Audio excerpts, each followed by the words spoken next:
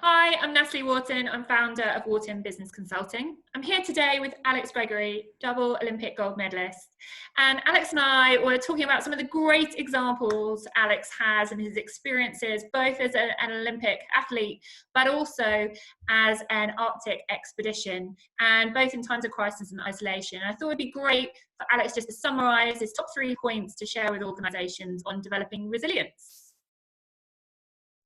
Hi, I think I'd like to start with one of the first points is that we can't do everything overnight. We can't change everything and get everything perfect straight away. And if I think back to my experiences, the master of that for me was my coach, Jürgen Grobler. He would always focus on the end goal, but he would give us time, allow us to focus on what we needed to focus on right now, what we could work on right now in that moment, whether it was a technique point, a fitness point. He wouldn't burden us with everything all at once.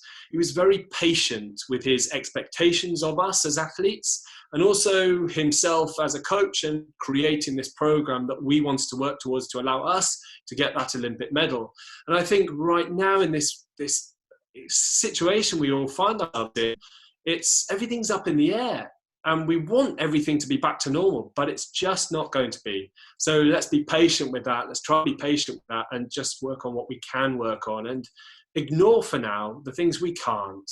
Maybe things will change soon and we can adapt and find ways to get around these situations. But if I think about Jürgen, he would be calm, he would be patient, and he'd work on what he can work on.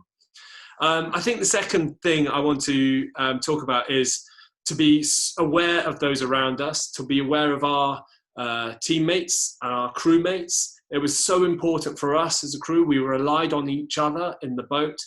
And now when we're not face to face with people, we're not seeing each other on a daily basis, perhaps we've created a bit of a separation between ourselves.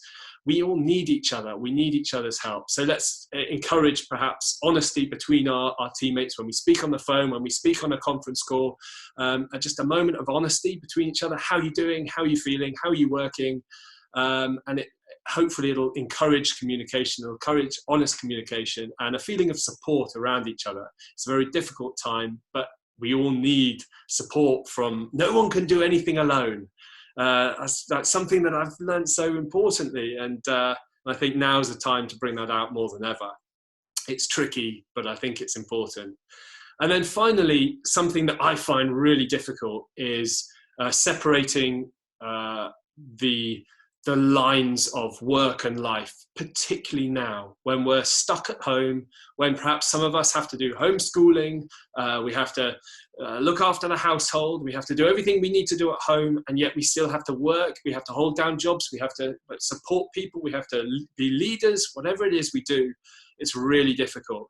Something from my experience on Jan Mayen, this island we landed on during the Arctic rowing expedition, the Norwegian people were incredible. They worked solidly, 9 to 5, very, very conscientiously, and then they would stop. And these people lived on an island. There were 18 of them, and they could potentially work all day, all night, but they didn't. They broke up their day, and they worked so effectively, and they enjoyed their lives as well. And I think it's a tricky thing to do at this time, but building a habit and building a structure around our day will bring better results. So I don't know, there's some thoughts. Those are probably my 3 top tips. See what you think.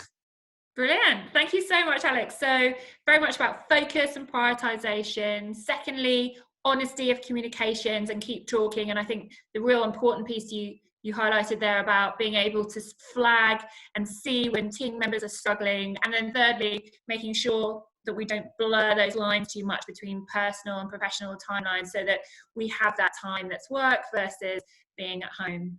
Thank you so much. And I know that we're going to keep talking about all the stories, and we have so much to share with organisations. So if you have questions for Alex and I, or you'd like to hear more from us, then please get in touch. Many thanks. Thanks, Alex.